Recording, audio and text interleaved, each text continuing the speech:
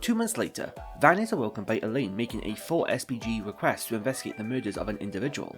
Since the beginning of the year, someone has been slaughtering all kinds of people, from police officers to soldiers and even mafia members. The individual is a concern, as last night the Gamma squad of Hercules tracked them down only for the whole squad to be killed. A distorted video of the assault was captured, showing a man in a trench coat transforming into a beast similar to Van's Grendel form with the assistance of a red fairy. As a result, suspicion has landed on Van as the most likely suspect by the CID, police, and the Bracer Guild. Therefore, Elaine and Van agree to investigate the man in a trench coat together. Their first course of action is to seek any information, so they meet with Bamati for any leads. Bamati explains that 3 days ago, one of the murders took place in Riverside. Coincidentally, all of the orbital devices within his store momentarily went out before turning back on. He later found out that a similar phenomenon had happened to others within the surrounding area, though no cause was identified. Van and Elaine then meet with Alvis and Deswani to investigate the scene of the crime, where 3 victims are thought to be killed, though Van believes there may have been a 4th victim that managed to escape. Van and Elaine later meet up with Marielle, who recalls how she bumped into the serial killer 2 weeks ago in an alleyway. Although he passed by her, by the next day, 3 bodies belonging to the Desire's gang would be found in the same path Marielle had taken. With Desire involved, Van and Elaine make their way to Center Marquis to find the gang's base. After traversing through the old sewer system, the pair come across some of the gang members. However, after trying to pry information about the killer, the gang members retaliate. Upon defeating the gang members, Jeffrey tells what transpired that night, with him and his fellow gang members taken into police custody. Outside the police station, Van and Elaine bump into Agnes, where they reveal what they are investigating. Although she offers to assist them, Van reassures her that she should appreciate her time being a student and continue the Aramis Festival preparations. After cross-referencing multiple orbital disruptions within Calvert, Van and Elaine deduce that each disruption intersects with the Republican Army garrison. With permission from Renee, Van and Elaine are allowed entry into the garrison for their investigation. Upon arriving at the garrison, they notice multiple Calvardian soldiers surrounding a man in a trench coat. With the soldiers ready to shoot, the man reveals an orbment similar to a Genesis before enwrapping all the soldiers. Van and Elaine rush through around the base when they approach the Red Grendel surrounded by the bodies of the soldiers. The Red Fairy then appears where she announces the pair's demise with a battle commencing. Although the pair pub a good fight, the Crimson Beast is too much for them as it strikes Elaine, piercing her through the chest, killing her. In a fit of rage, Van tries to enact revenge, but he's too weak with the beast grabbing a hold of Van by the neck and killing him. Renee and Agnes come rushing onto the scene, but they are too late. Upon arriving at the garrison, Van and Elaine bump into Agnes and Renee, who agree to help with the investigation. That's when the 4 hear a commotion believing it to be a murderer. The group is able to bypass the door leading them directly to the soldiers. The group manage to interfere before the man in the trench coat can kill the soldiers, but that's before the man reveals the 8th Genesis and transforms into the Grendel Zoga. In response, with the help of Mare, Van then transforms into his Grendel form. A battle commences between both parties, though with foresight, Van and Elaine are able to predict the Crimson Beast's attacks. Suddenly, the beast unleashes an attack at Agnes, but this is deflected thanks to Swin. A follow-up attack from Nadia provides Van an opportunity for a critical strike. The President's Alpha Squad of Hercules surround the Grendel Zoga, when the man in the trench coat deforms and vanishes with the use of shadows.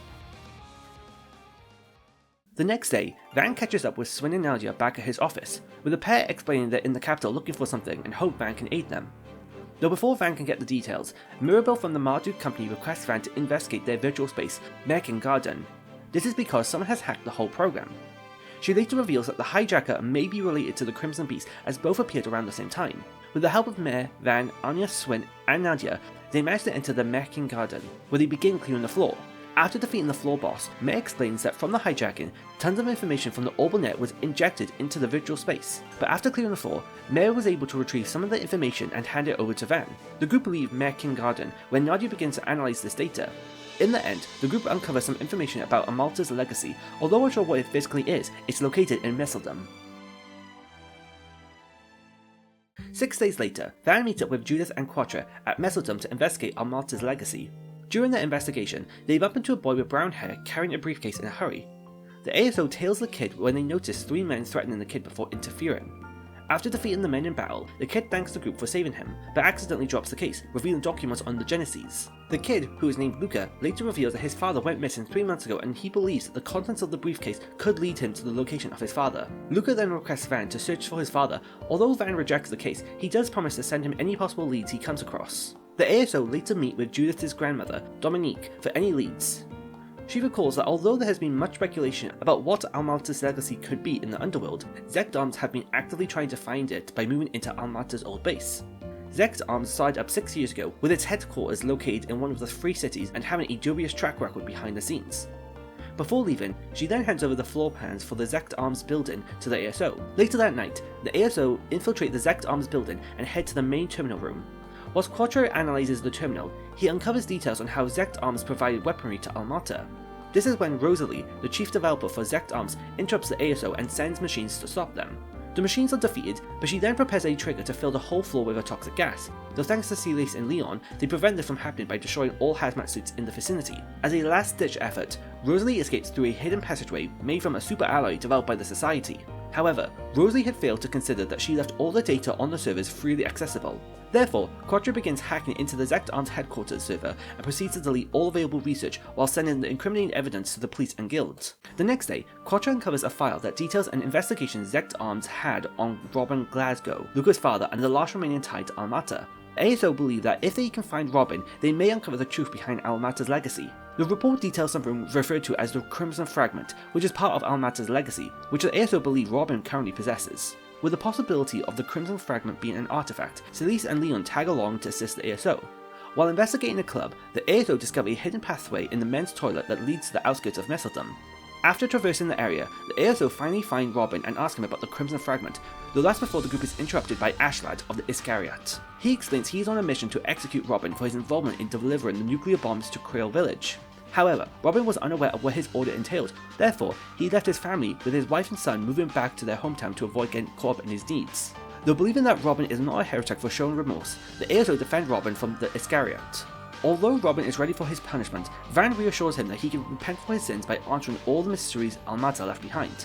The Iscariat eventually hands over Robin and the Almata legacy issue over to Celeste and Leon, though they will interfere when necessary. Robin then hands over the Crimson Fragment, which actually turns out to be a fragment of the 8th Genesis. Robin later reveals that he believes another fragment lies in Langport, but when mentioning the briefcase Luca was carrying, Robin is confused, for his son is only 5 years old. In that moment, a bullet pierces Robin before ricocheting the fragment to the boy claiming to be Luca. The boy reveals himself to be Eeks, the glinting bullet, and had set the whole thing up to find and assassinate Robin. Eeks then reveals arcanes before enhancing them with the fragment before battling with the ASO. After managing to keep up with Eeks, the ASO managed to snatch the fragment back, with Eeks retreating for the time being. The guild and police later meet up with the ASO, but they are too late to save Robin. Zect Arms later withdraw from cover to minimize arrests, and ASO deliver the news to Robin's family of his passing. The next day, after helping out at Merkin Garden, Van invites Swin and Nadia to act as substitute Spriggans whilst he's out on business. 5 days later, Elaine comes to Nadia and Swin, inviting them to help with her investigation regarding the instability of the Orbital network in Edith. Due to only Edith having an issue, the group deduced the perpetrator must be doing it at Trion Tower due to the power of the emission. The trio therefore head to Trion Tower Plaza to begin their investigation. After speaking with security, the trio are told that no suspicious individuals have been spotted around the orbital facilities at the tower. But after comparing the intended routes for the Robovacs and the actual routes, it raises suspicion that the machines have been hacked. After going to the control room up on the observation deck, the Robovac theory is confirmed where they find one of the machines. Although the virus injected into the machine begins to self-destruct, Professor Hamilton aids Nadia in hacking the machine to find the origin of the virus. The signals trace themselves back to the Blacklight District, so the trio make their way to the condemned sector, where they come face to face with a terminal similar to that of the one in Basel. The trio plan to destroy the computer, but suddenly ambushed by beasts and enveloped by shadows. Although the trio defeat the pair of beasts, more appear until they are surrounded by them. All is for naught as the trio is overwhelmed by beasts and are killed. So the trio make their way to the condemned sector, but just before they enter, Elaine calls in to assist them for any potential dangers that lurk ahead. The four come across the terminal but are ambushed by beasts. The group manage to get the upper hand and reveal the beasts are actually gang members from Desire. All of a sudden, a voice speaks out to the bodies, which causes them to revive back into their beast forms. No matter how many times the group defeat the beasts, they keep reviving. They put up a losing battle until the group is overwhelmed and killed. So the trio make their way to the condemned sector, but just before they enter, the trio decide to ask if anyone knows anything. The trio bump into Walter, who seems to be looking for the terminal as well. After defeating him in a match, he reveals that Novartis stumbled across the blueprints for the terminal in Almata's database and built it for himself. Though Novartis got bored with it, someone ended up stealing the terminal, which is why Walter is on the hunt to track it down. With both parties having the same goal, they team up and head towards the condemned sector, where they find the terminal. That's when beasts emerge and begin to attack the group. The four manage to defeat the beasts, but then a voice announces the group's demise by reviving the beasts. However, Walter manages to prevent the beasts from reviving by breaking the majority of the gang members' bones. Walter continues to massacre the beasts, but from being so offensive, he leaves himself wide open until Zin manages to defend Walter. After defeating all the beasts, Nadia suspects the terminal is what is transforming the gang members into beasts. So Walter and Zin team up to destroy the machine. With the terminal destroyed, the Red Fairy makes herself known and introduces herself as Carmine, Grendel Zoga's Hollow. She reveals that she was using the terminal as a conduct to transform orbal power from Edith's orbal network to create demi-Grendels. However, Swin and Nadia accused Carmine of being unable to do this on her own, and instead she stole the ability from Lapis. This theory is supported on the basis that Lapis has recently fallen into a coma. Although Carmine rejects this notion, Swin and Nadia reaffirm that the only possible way to transform people using the power from the orbal network is by using the Elysium code, on which only Lapis knows how to execute. However, that's when Grendel Zoga appears to retreat with Carmine.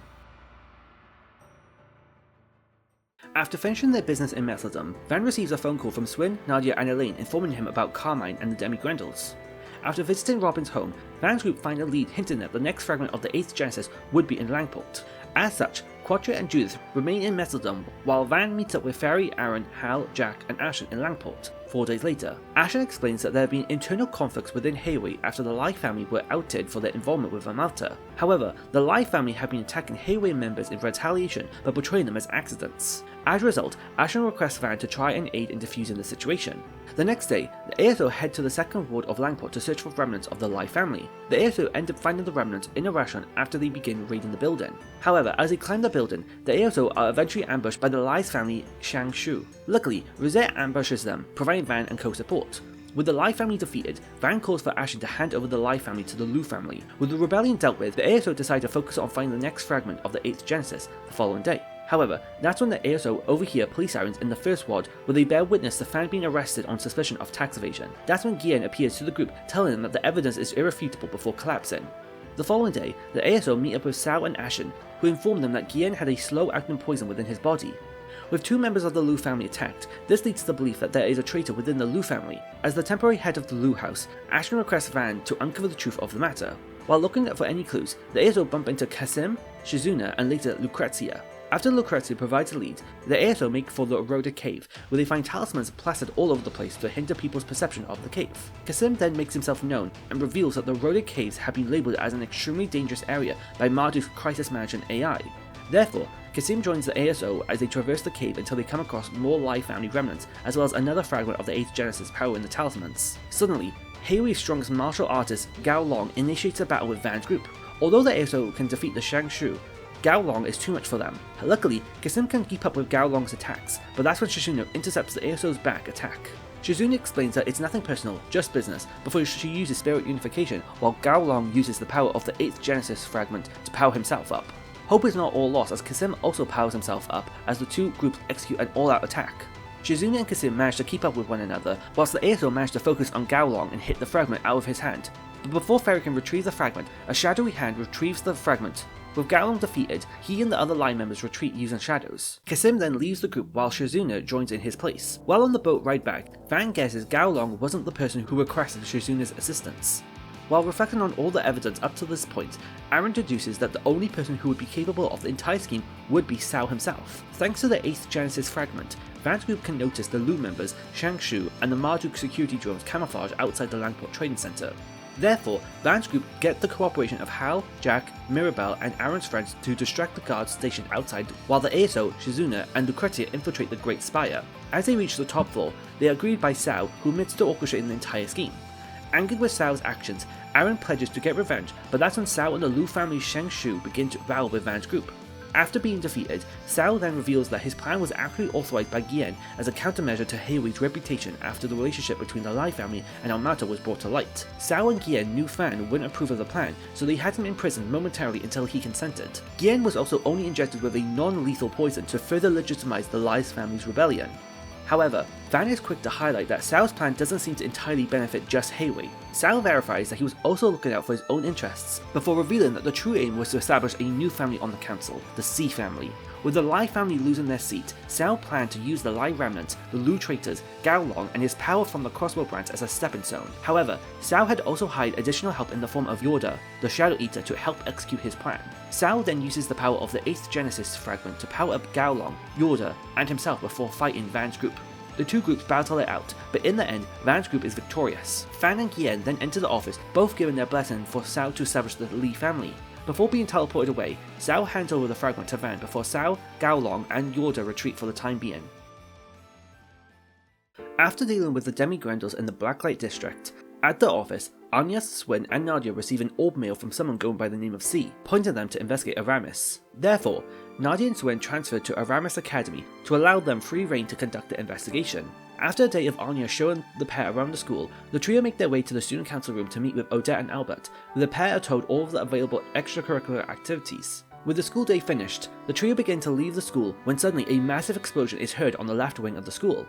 After rushing to the scene of the explosion, the trio find the corpses of multiple students, including those of Odette and Albert. The trio make their way to the student council room to meet with Odette and Albert, before changing their mind and heading towards the science lab. After looking around the science lab, they don't find anything that could yield such a large explosion until one of the students mentions a delivery driver leaving a paper bag in the prep room. Upon entering the room, the trio find the paper bag which contains a plastic explosive. After disarming the bomb, the trio then search for the perpetrator, whom they find in the car park, ready to activate the bomb.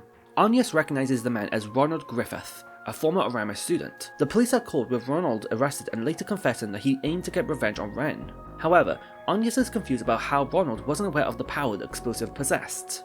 With that, the trio make their way back to the office to deal with some paperwork before calling it a night. The next day, the trio make their way to class, but when entering the school premises, they notice many students on edge. When they make their way to the courtyard, they find multiple students held hostage at gunpoint by the hands of an anti-immigrant group.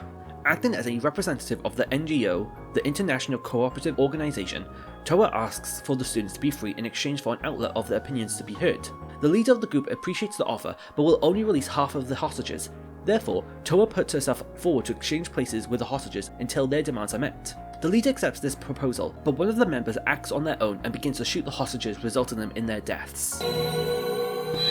With that, the trio make their way back to the office to deal with some paperwork, but that's when the trio plan to continue their investigation of Aramis into the night. The trio make their way to the academy where they stake out.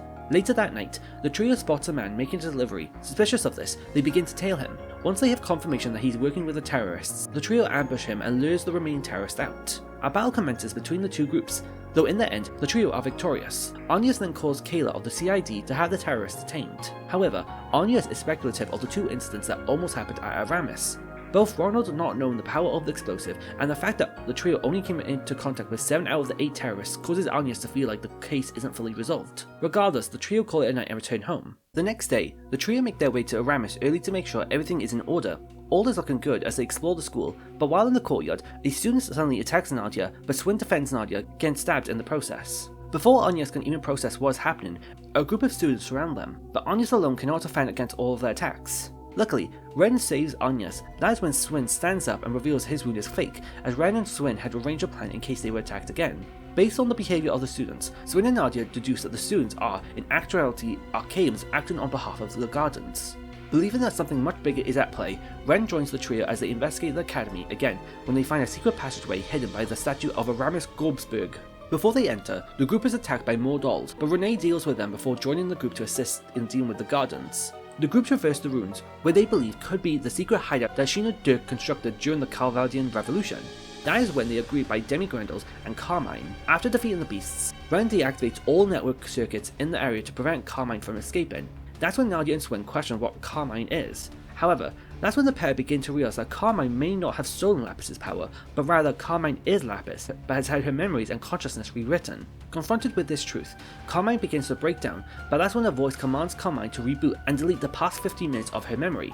The man introduces himself as Gardenmaster, and the group suspect that he is the mastermind who has been pulling the strings behind the bombing, the terrorist attack, and the serial killings. Gardenmaster pulls out his blades and initiates battle, but even with 5 people on their side, Gardenmaster can keep up with them. After humouring him, Gardenmaster reveals that Gardenmaster is only one of his names, the other is Ace of Swords. Swin and Nadia visibly react to this, but that's when Hercules surrounds Gardenmaster, blocking every escape route. Instead, Gardenmaster simply summons Grendel Zolga to retreat. By the end of the day, Agnes and Van's group meet up to exchange information when 3 days later the ASO are given an invitation.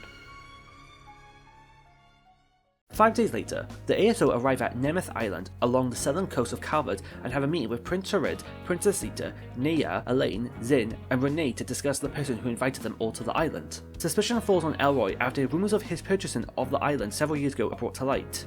Unsure of what Elroy could be scheming, everyone agrees to be vigilant while on their vacation. While exploring the island, the ASO come across an altar near some ruins, but nothing out of the ordinary stands out. After exploring the whole island, the ASO report back to Prince with their lack of results and no sightings of Elroy himself. The next day, the ASO have a meeting to discuss their plan of action. That's when Eeks suddenly makes himself known to the group. The ASO begin to chase after Eeks by foot until they reach Eeks, Yorda and Elroy at the sealed off part of the island. After fulfilling their part of the job, the twins retreat for the time being whilst the ASO berate Elroy for pulling the strings behind the scenes. Agnes accuses Elroy of having a fragment of the 8th Genesis, but he instead questions if the group truly know the purpose of the Oct Genesis. Although Quadri argues that the Oct Genesis were used for experiments to advance orbital technology, Elroy dismisses this as that's only partially true before relaying how the Genesis were able to orchestrate unnatural phenomenon. Elroy then makes it known that he is aware that ASO are rewinding time, before braces, members of Elsaim, Hayway, the Church, Ikaruga, Marduk, Zect Arms and Ouroboros surround Elroy. Even though Elroy asks for Walter and Lucrezia's assistance, they label him as a traitor to the society. Elroy is unfazed by all the foes that face him, though he does warn them not to get any closer. That's when Rosalie orders the Zect armed soldiers to eliminate Elroy and retrieve the fragment, but upon approaching Elroy, they collapse. A purple mist envelops the entire area, killing off everyone with a deadly poison. That's when Eeks suddenly makes himself known to the group. The ASO begin to chase after Eeks, but use a boat to catch up to him faster. The ASO manage to get to the cliff before Eeks shows up, but that's when Van demands Elroy they need to talk in private. Therefore, the two groups move elsewhere so no one can interrupt their meeting. After being asked what his goal in all of this is, Elroy explains that he wishes for the group to explore some of the old buildings and ruins on the island to help with an island tour. The ASO are dumbfounded by this logic, though Elroy threatens to engulf the whole island with his poison if the ASO fail to meet his demands. With no other option, Van begrudgingly agrees to the request, though Elroy makes mention though no one is to find out about their task. With the trio leaving, Van is sent a map of the destinations to visit while on the tour. The first location is the easternmost point of Nemeth Island in a cave, where the ASO bump into Zin and Elaine. The pair dismantled one of Elroy's devices to unleash his poison, but when asking the ASO about any leads on the device, the ASO are forced to remain silent. With no other choice, the Braces initiate battle to force the ASO to spill, though ultimately, the pair put a stop to the battle after realizing that the ASO are being coerced against their will. The pair deduce that there are most likely more of its kind on the island, and Van can confirm their deductions without revealing anything, so the two parties ally to put an end to Elroy's scheme. For the time being, Zin and Elaine will focus on finding more of the devices on the island whilst the ASO continue their tour. The ASO stumble onto a cave, but while trying to enter the cave, multiple talismans activate, stunning the ASO. Sal and Rosalie then appear and reveal that they are working together for the time being. Before the two can get their hands on the fragments, Elaine and Zin jump in and destroy the talismans, freeing the ASO. The ASO chases after Sal and Rosalie into the cave's depths, where they find Gaolong. Aaron questions Sal about everything that has happened up to this point, and Sal answers that his relationship with Elroy was only temporary so that he could borrow Yorda to help legitimize the Lee House to the elders of Hayway. Van on the other hand is more curious as to why Gaolong, a fighter for the Lai family, is helping Sal. However, Gaolong reassures him that he has no loyalty to the Lai family as all he thrives is for his hunger to be satisfied. Before a battle can take place, Eeks joins the ASO with them, successfully defeating both Hayway and Zect Arms. Afterwards, Sal then reveals to Gaolong that he and Sal are actually blood brothers, with Gaolong's real name being Fen Li. 20 years ago, members of the Li family were dealt with, resulting in the death of the whole family, though 2 members of the Li family survived. Sal Li was taken in by the Lu family, though the whereabouts of Fen Li remained a mystery.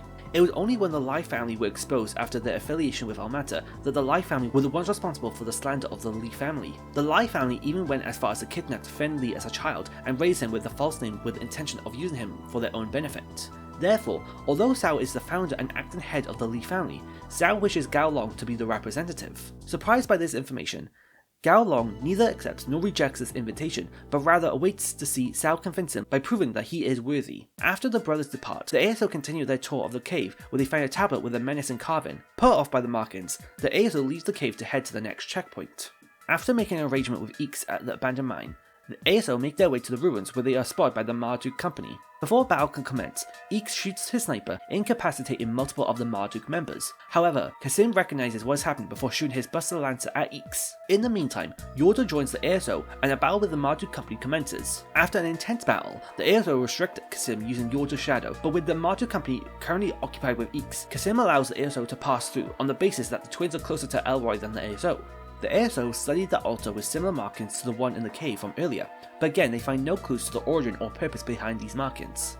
With that, the ASO make for the final checkpoint on the west side of the island. They approach the abandoned building, which resembles a lab, but after going in further, they enter a room to see Walter, Lucrezia and Ren.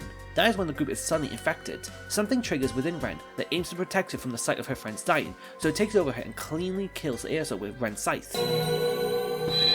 They approach the abandoned building, which resembles a lab, but after going in further, they reach the ending where they spot members of the church at an abandoned village nearby. Celeste and Leon explain that Elroy has been labelled as a heretic and must be killed for his sins, especially as they believe Elroy has the artifacts that Almata once possessed. But as the ASO seem to be siding with Elroy, the ASO must be dealt with accordingly, so a battle between both parties breaks out. However, during the battle, the church members notice that the ASO are contaminated with a cursed virus, so they end the battle and purify them using their stigmas. Curious as to where the ASO got the virus from, the ASO explain that they received it when they entered the abandoned lab. With the blessings of the church, the ASO have immunity to the virus for around an hour, so they return to the lab to continue their exploration, where they find Walter, Lucrezia and Ren. Curious about how they aren't infected, Lucrezia explains that they use her dusk glaive to enter the room without needing to traverse the corridors and thus get infected. As to why they are aware of the virus, it's because it was present, albeit in a weaker form 12 years ago. Elroy then appears and thanks Walter and Lucrezia for bringing Ren, when suddenly something triggers within Ren, causing her to lash out at Elroy for trying to reopen Ren's wounds. Multiple computers begin to activate, connected to a vial of palomagrass. Elroy then asks the ASO for some support for defending against the trio, and without much choice, they agree to help. With the trio defeated, Rosette, Quatre, and Nadia begin shutting down the terminal to the dismay of Cross, trying to protect Ren. Cross apologizes for his final words he said to Ren while they were in paradise. Regardless, Ren still thanks Cross for trying to protect her, but she doesn't need protecting anymore as she's met so many people in her life that she can rely on. Ren reassures Cross that she is happy before the terminal is shut down, and Cross says his farewells to Ren. With Ren returning to her normal self, Elroy thanks the ASO for completing the island tour. However, the ASO questions how Elroy even made the cursed virus. However, he cannot take full credit for it before leaving. Ren then joins the ASO in investigating the lab to find Elroy's plans. After browsing the computer files, they find documents on the DG cult. The lab that they reside in was once one of the many research facilities, with 70% of the island housed in lodges, with one of them being where Ren stayed. Thanks to the other children at the lodge, they were able to protect Ren, but as they began to die, Ren absorbed their personalities to keep herself sane as a side effect of a drug using palomagrass. Suddenly, Quatre begins to lose consciousness, with the ASO taking him back to the villa. Luckily, from word of mouth, all of the devices to unleash poison were dismantled on the island thanks to multiple groups, and the ASO were cleared of suspicion of working with Elroy. As a result, whilst the ASO focused on Quatre's condition, everyone would target Elroy for the time being. In the middle of a meeting, Ismaray runs to the ASO, letting them know that Quatre has gone missing. Believing Elroy is the one behind this, Ren tags along with the ASO to find Quatre when they find him with Elroy at the ruins by the altar. With a snap of Elroy's fingers, Quatre begins to fall under the influence and transforms into an angel before obliterating the entire island. Believing Elroy is the one behind this, Ren tags along with the ASO to find Quatre when the group bumps into Shizuna, who shares that she has been sensing something strange on the island at night. With this lead, the ASO begin exploring the island to find any suspicious activity when they arrive at an old chapel. Inside they find a cracked medallion belonging to the church and insert it into an altar to remove the malevolent force. The ASO then go to the caves where they find the rock with carbons and destroy it to remove the malevolent force. Finally, the ASO make their way to a pile of rocks, which turns out to be gravestones belonging to the victims of the cult. After restoring them and paying their respects, the malevolent force dissipates. The ASO then head to the ruins where they find Quatre with Elroy. With a snap of his fingers, Quatre begins to transform into an angel, but due to the spiritual singularities being dealt with, the power within Quatre has been nerfed. A battle commences to knock Quatre back to his senses. Although the ASO are successful, Elroy refuses Quatre to return to his normal form, so he activates the altar, unlocking a secret passageway and making Quatre follow him to its depths. At the same time, an explosion can be heard in the distance, with Marielle explaining that a bunch of arcanes have begun attacking the villa. With no time to lose, the ASO follow Elroy into the underground cavern that once existed as the DG cult's base. After catching up to him, Elroy explains that Quatre is simply a vessel created by the DG cult in search of a true god. The DG cult conducted experiments to alter the human body to artificially create the perfect human being. With Quatre's biological parents belonging to the cult, they used their child as a test subject to become a vessel of a true god. They would then use the results observed by Ren to transfer the personality of the true god into Quatre's body, which had been altered to make him both male and female to resemble a true angel. Therefore, Quatre's biological parents would remove any sense of belonging to the perfect vessel, but all was for naught as the plan was stopped during the DG cult's operation. With all this information laid out, Quatre begins to lose control of his form, pleading for the ASO to leave him behind, but the ASO refuses and reassures him how much he is wanted before managing to transfer Quatre back into his normal self. The ASO hand Quatre over to Nea to fully recover as the rest of them delve deeper to confront Elroy. That is when the ASO are stopped by the likes of Ix and Yoda. They reveal that they came from the gardens, but compared to Swin and Nadia, they came from the Garden of Thorns. Before Melchior's death during Pandemonium, he had ordered all of the assassins in the garden to kill one another until there was only one pair left. Although the ASO are mortified by the pair's lack of remorse, the pair simply brush it off as it was their way of living. Unlike other members, they were raised in the gardens. This is because they are the children of Gerard, back when he was a high priest for the DG cult, but they were later absorbed into the gardens. And because they are of Eldarian blood, they can use the Asperian sword that Gerard once wielded after stealing it from the members of the church. But that's not all, as they then reveal the real legacy of Almata, a nuclear weapon that was rebuilt by the 13 factories. They also fight the pair and manage to defeat them before Nadia manages to deactivate the bomb. With their defeat, the twins retreat, leaving the Airso to venture further until they find Elroy at the very end of the caverns. Behind him lies the Gate of the Concealed World, the Paradise Sector's magnum opus, to alter Summarised itself to be more fitting for their true god.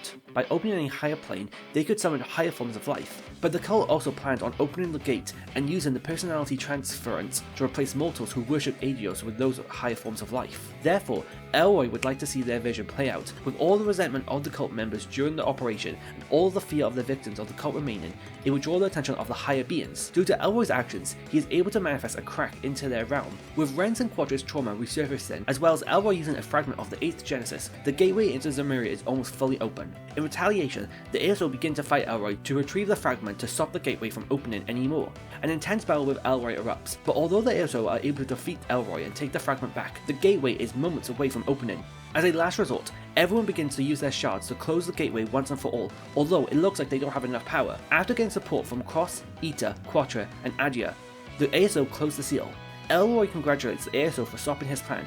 Weirded out by this response, Elroy explains that his real goal wasn't to finish what the DG cult started, but rather to help Ren overcome her trauma. The conversation is abruptly stopped, however, as Grendel Zoga appears with Gardenmaster, who thanks Elroy for his cooperation. The Airso therefore prepare for another battle whilst Van transforms into his Grendel form, but even though the Airso managed to get the advantage, Swin suddenly sweeps in and steals all 3 fragments before handing them over to Gardenmaster. With all 3 fragments in his possession, Gardenmaster fuses the fragments with the base to create the 8th Genesis. Using the Genesis, he then collects the ones within Agnes' possession, but using all of his power, Van manages to grab one. Sufficed with 7 out of the 8, Gardenmaster plans to retreat with Swin. However, Nadia is dumbfounded as to why Swin would ally himself with Gardenmaster, as he is an ace. But that's when Gardenmaster takes off his mask to reveal the face of Nadia's brother. Perplexed by this, Swin, Gardenmaster, and Grendel Zoga all vanish. 5 days later, the ASO receive a letter from Nadia letting them know that she is left for the time being. With Quattro fully recovered, the ASO plan to locate Gardenmaster to retrieve the Octogenesis and bring back Swin and Nadia. It's during the investigation that Van received a call from Bamati, letting him know that the monsters at the condemned sector have been killed using needles. Believing this to be the work of Nadia, they ASO make way for the Blacklight district. Upon entering the sector, they indeed find one of Nadia's needles next to the monster's corpse. They go in further, but instead of Nadia, they find Ashen, who pledges her desire for revenge. Although confused, the ASO end up finding Ashen and the Sheng Shu, but both Van and Aaron end up getting stabbed with a poison dagger, killing them both. Upon entering the sector, they indeed find one of Nadia's needles next to the monster's corpse. Skeptical of the needle, Van looks at it closer and deduces it's fake, planted by Ashen. Confused by her motive, the ASO meet with Gian and Fan at the Trion Mole. The pair agree that Ashen has been acting strangely with these past few days, but chalks it up to her struggling to come to terms with Sao leaving the Lu family. The ASO later bump into Shizuna, who explains Ikaruga is up to something, but has left her out of the loop. Believing that Ashen may have hired the Ikaruga to assist in killing Van and Aaron, Shizuna ends up tagging along with the ASO to the condemned sector. When the ASO meet with Ashen, Aaron questions her grudge against Van and himself, with her revealing that she wishes to get revenge for the pair, killing Sao back on Nemeth Island. The ASO are confused by this claim, as Sao isn't even dead, but Ashen refuses to listen to them. Shizuna then enters Spirit Unification to eliminate the Sheng Shu, before asking the Ikaruga members to reveal themselves. Kurogane then reveals that this was a direct order from the chief. Ashen then begins corroding the space around them, before powering herself up and initiating battle. In the end, Ashen and Kurogane are defeated, with Shizuna able to erase the corrosion using her blade on Kurogane, and Ashen's corrosion is eliminated after witnessing Sao alive. Upon being free of her corrosion, the Genesis in Agnes' possession begins to glow to reveal that Ashen possessed one of the Genesis, which she hands over to the ASO. The ASO return to their office to discuss the events that had played out. They deduce that the power of the Grendel Zoga must be powering the Genesis to alter people's memories. Elaine then shares that the remnants of the True Grievance Brigade are on the move, as well as begun writing a letter advising the ASO that everything that has happened is part of one grand scheme that they need to step back and evaluate.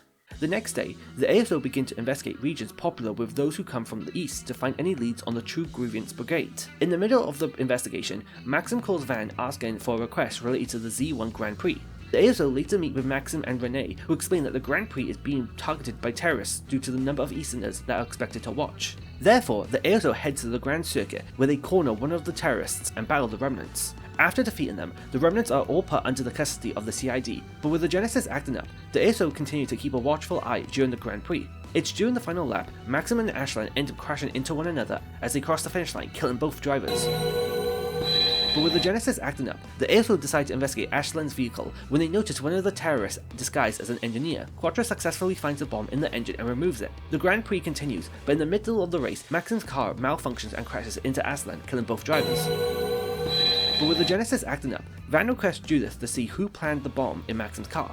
In her Phantom Thief outfit, Judith witnesses Maxim himself put the bomb in his car. Van then arranges for Prince Sharid to put on a firework display just before that race starts. This allows Elaine and Renee to arrest the terrorist disguised as an engineer, but more importantly for Judith and Dominique to snatch the bombs out of Maxim and Aslan's cars. The race continues with no problems until the final leg. That's when Maxim tries to detonate the bombs, but when they fail, he begins to try and grind into Aslan's vehicle. However, Van appears in his own race car and prevents Maxim from crashing into Aslan. After successfully allowing Aslan to take the lead, Maxim begins to use the corrosion from the Crimson Grendel to speed up, where he manages to crash into Aslan with minimal damage. Maxim then exits the vehicle and kidnaps Aslan. The ASO begin to search the surrounding area for Maxim when they find him at Dirk Memorial Park. The ASO question what Maxim is up to, with him explaining that he found out that Aslan was Paulette's new lover, but he was abusing her.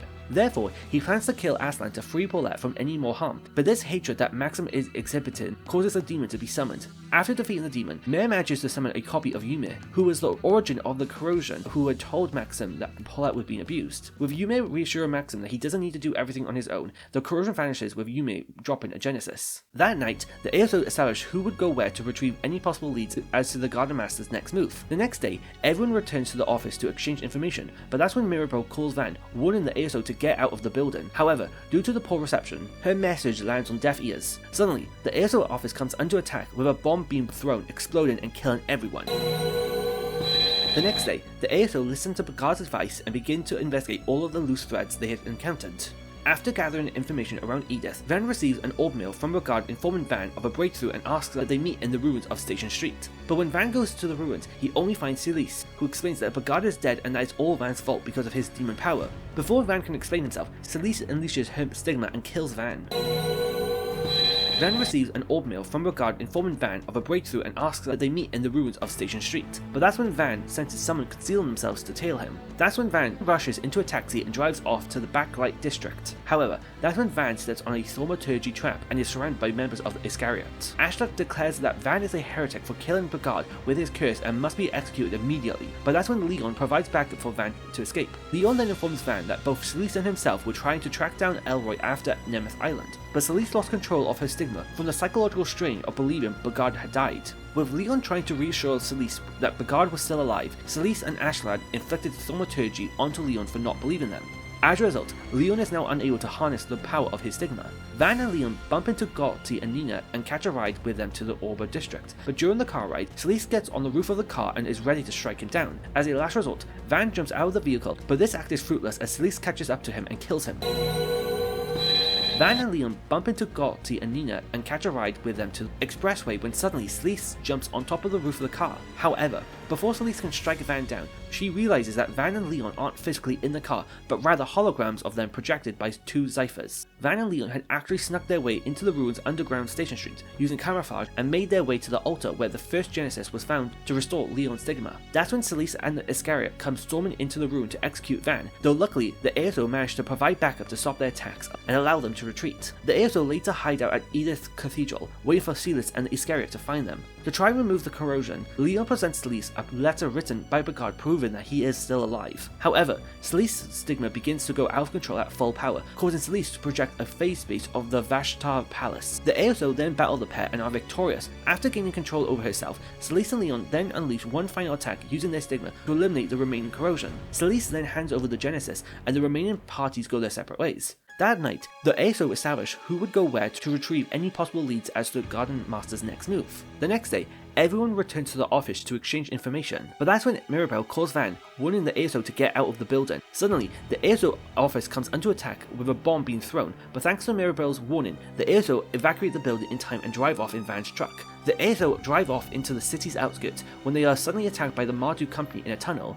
Engulfed with corrosion, Kasim explains that Van needs to be eliminated because he is Almata's final collaborator. However, even when using all their might, the ASO are unable to defeat Kasim and Van is shot dead.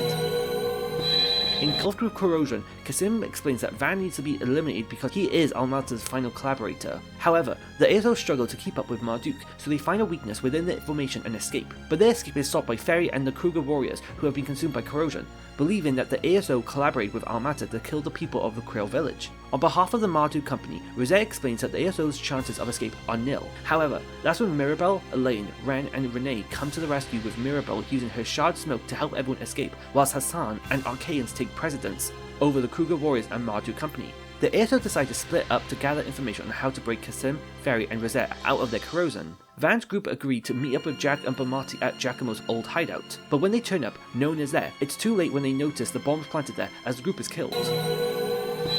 Van's group agreed to meet up with Jack and Bomati at Giacomo's old hideout, but decided to look for Jack themselves. Van's group managed to find Jack at a concert hall, who explained that Hal has been acting strangely and has been creating issues within their information network. Believing Jack is their only hope of eliminating Hal's corruption, they bring Jack along with them, where they meet Hal underground at Riverside Station. Thanks to Jack, he's able to crack Hal's corrosion, though this births some demi-grendels. After dealing with them, the two groups meet up at the Blacklight District, where they meet with Gillian, who informs the group that Rosette's memory of joining the ASO back at Sabad has been altered. Gillian and Hassan both collaborate in revealing that the corrosion originated within Ferry and was transferred to the other Kruger warriors, then to Kasim, Rosette, and then the Marduka members. With their focus on Ferry, the ASO plan to meet up with Shahina and Sarah, who can help deal with Ferry's corrosion. But on their way to the Sidon District, the ASO trigger Rosette's shard traps and are gunned down by Ferry and Kasim.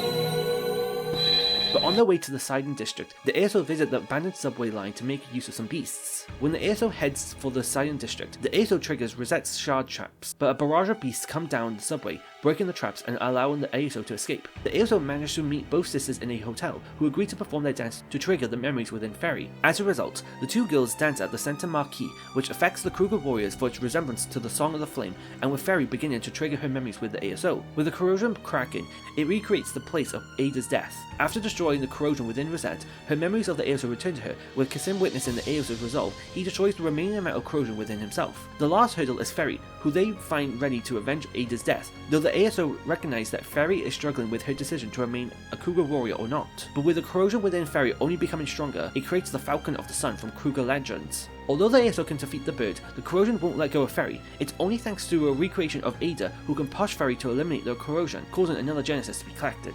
The ASO return to Montmont to recover. While on the roof discussing their next plan of action, the ASO hear gunfire in the distance with tanks and assault frames attacking one another within the city. Suddenly, an airship crashes into the president's office before another crashes on top of the Montmont, killing the ASO.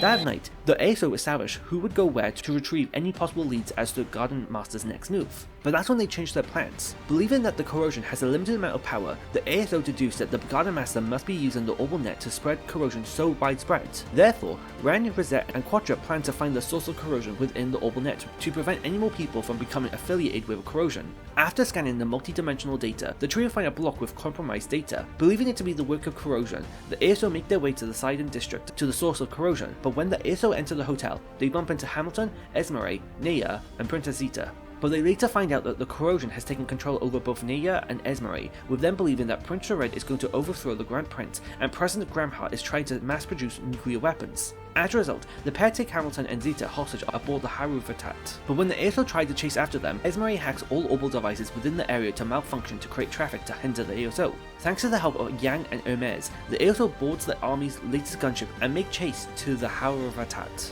But before the ASO can get close enough, Esmeralda constructs a shard barrier around the ship, strengthened by the corrosion. With the help of Mare and the Genesis, the ASO are able to create an opening from the barrier and break into the virtual space Esmeralda and Naya have retreated to. After defeating the two of them, the corrosion is destroyed, but that's when Renee lets Van know that another discrepancy has been found at the Republican Army garrison. Therefore, Hermes flies the ASO to the military base, where they find the Ariel cruiser being corroded with Elvis and Kayla on the bridge. The pair explain that Gramhart is to be arrested on the basis that he rigged the presidential election with the assistance of Almata. After defeating the pair, Anya uses her Genesis to rid the pair and the cruiser of corrosion. However, Bumotti then lets Van know that the 11th Division of the military is orchestrating a coup. The ASO then rush back to Edith, where they spot the Ventol district engulfed with corrosion. Thanks to all of their allies, the ASO managed to rush past all of the soldiers and assault frames, and managed to stop Cody right before he shoots Gramhart. With shard copies of Kilika and Zin, and Cody believing Gramhart killed his father and Rocksmith, the trio is the final hurdle to overcome. With the help of Walter, the ASO managed to defeat the trio and collect another Genesis. However, with everything going back to normal,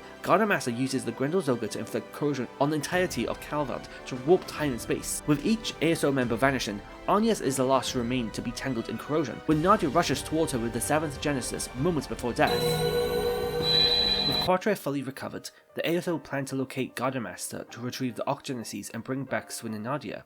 But that's when the ASO notice all the Genesis are on the table in front of them. The ASO decide to investigate the Ventral district, where they find some spiritual energy residing within the Sheena Dirk statue. Believing to have a similar mechanism to the Aramis statue, the ASO make their way to Dirk Memorial Park, where the Genesis react, transporting the ASO to a phase space. They later meet with Nadia, who explains that she stumbled into the area, fought Gardenmaster and stole the 7th Genesis. However, during her battle, Swin had defended Gardenmaster and was consumed with corrosion. Resolved to save Swin, Nadia joins the ASO again before abruptly being attacked by Ishanti and Fangs of Rue that are fueled with corrosion. With the artifacts defeated, Lucretia makes an offer to open a path straight to Gardenmaster's domain in exchange for the artifacts. The ASO agree and make their way to the Hollow Gardens. After traversing the Hollow Garden, they are ambushed by Swin, who has been consumed by corrosion, exploiting his guilt of killing Ace back when he was in the gardens. Nonetheless, the ASO battle with Swin, but midway through the battle, Swin retreats. The ASO traverse further into the Hollow Garden until they finally reach Gardenmaster and the man in the trenchcoat. Gardenmaster congratulates the ASO, but the ASO questions the logic behind Gardenmaster's plan,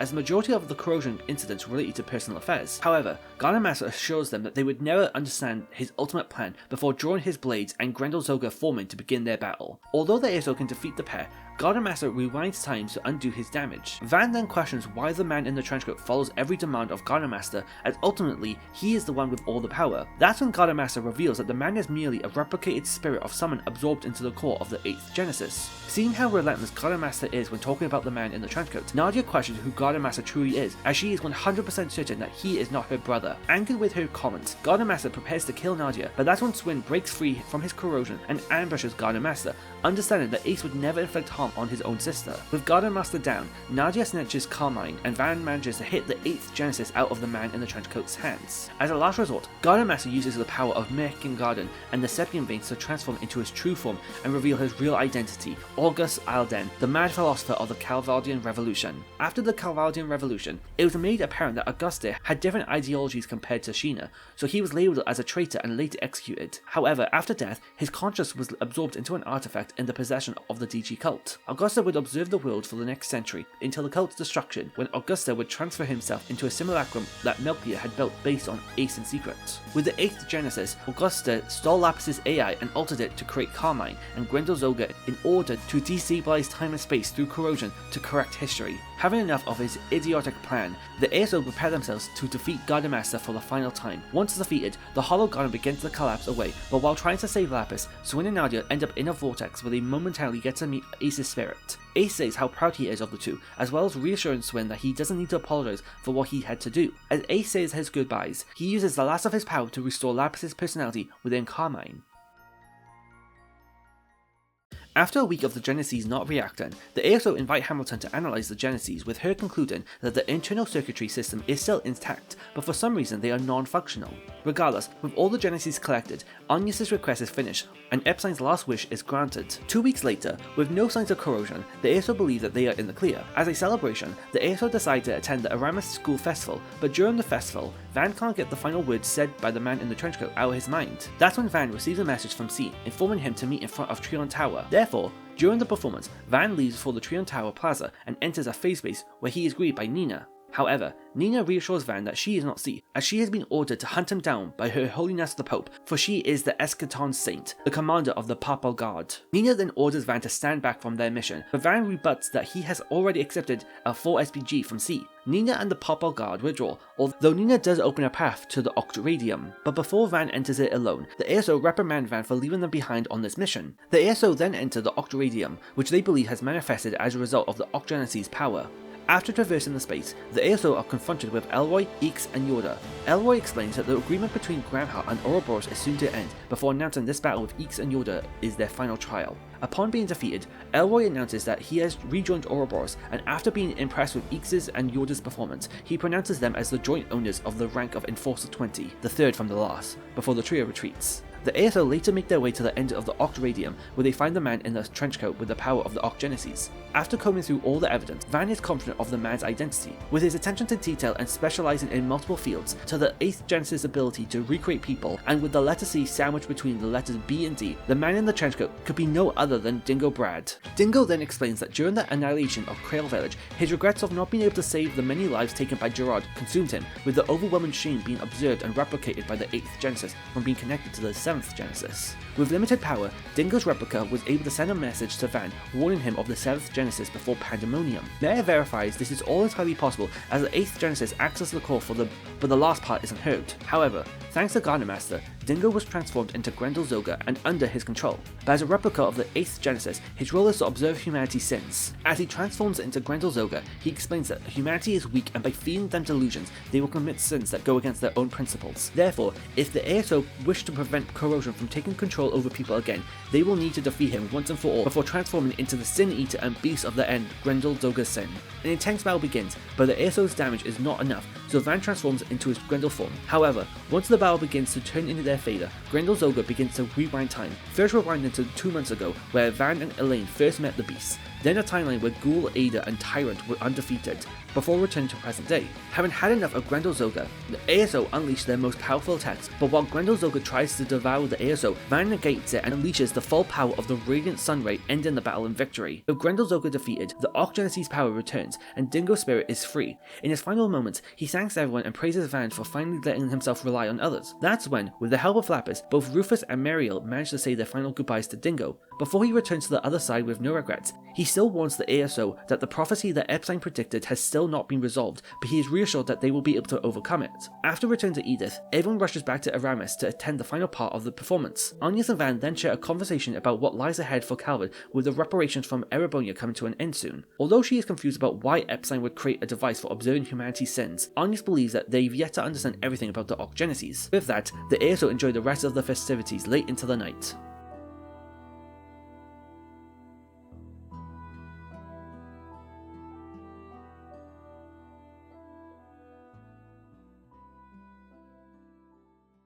Unbeknownst to the ASO, Professor Hamilton listened to the final moments of Dingo at the Octradium while at the observation deck at Trion Tower. Dingo's actual final words were conveyed to Hamilton, leaving the plan in her hands. On the radio nearby, the host shares that the construction on Ishgal Mountains is near its end, with Samaria seeing its first Space Force base.